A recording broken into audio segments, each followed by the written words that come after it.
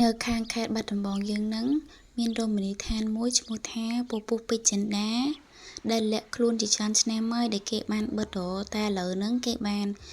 បើកដំណើរការឡើងវិញហើយថ្ងៃនេះដែរដោយត្រូវនឹងថ្ងៃបុណ្យវិសាខបូជា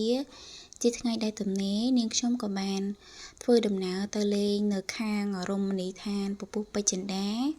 ហើយក៏បានឃើញបងប្អូនជាច្រើនមែនទែនគាត់បានទៅលេងខាងនឹងដែរដោយសារតែទឹកនៅរមណីយដ្ឋានពពុះពេជ្រចិន្តាហ្នឹងគឺថាថ្លាល្អមែនទែនថ្លាឆ្វង់ហ្មងទឹកបែបធម្មជាតិហើយទឹកអត់ជ្រៅទេបងប្អូនមុំអាចយើងលេងបានណាមានទាំងក្មេងទាំងចាស់អីគាត់នាំគ្នាចុះលេងទាំងអស់ហើយខាងខ្ញុំនេះដែរក៏បានរៀបចំជាលក្ខណៈជាសាច់អាំងបែបញ៉ាំនៅលើទឹកបែបឈៀលយើងទៅមានការវេចខ្ចប់ទៅបែបជាខ្លួនឯងដោយសារតែគេមានកញ្ចុះមានអីឲ្យយើងអង្គុយហើយកញ្ចុះនោះដែរគេក៏មានកញ្ចុះនៅលើទឹកតែផ្ទាល់តែម្ដងកញ្ចុះច្រើនមែនទែនមាននៅខាងមុខផងខាងក្រោយផងឲ្យតែយើងទៅមានតនេយើងអង្គុយទៅល្មមនឹងអាចយើងទៅញ៉ាំបានអាចកំងគេបានឬក៏យើងយកទៅបែបលក្ខណៈខ្លួនឯងក៏បានដែរ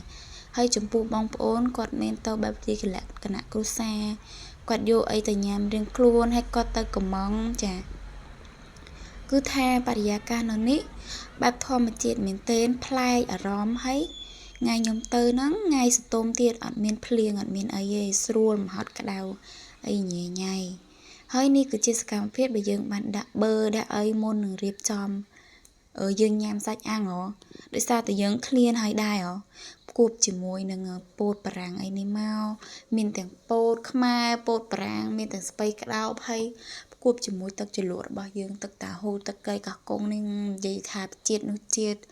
ហើយចំណែកអាកម្មជាដើគេវិញរៀងចោតតិចឯងបងប្អូនអើយនៅខាងហ្នឹង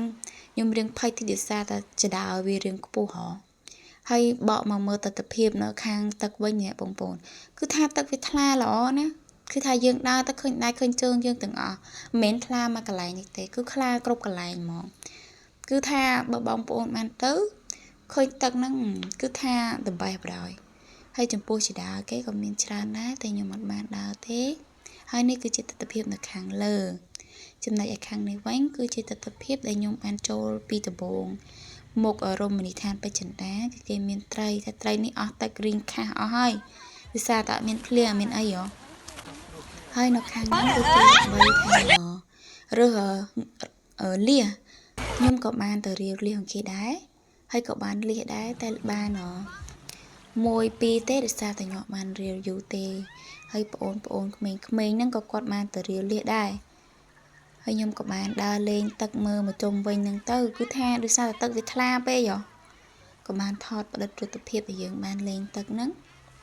ហើយខាងនេះគឺអត់សូវមានអ្នកលេងទេភាគច្រើនគេនៅលេងតែខាងលើតែខ្ញុំមកនេះរៀងក្រោមតិចហើយអត់មានអីទេបងប្អូនវីដេអូខ្ញុំមានតែប៉ុណ្្នឹងឯងកុំភ្លេចទៅលេងទាំង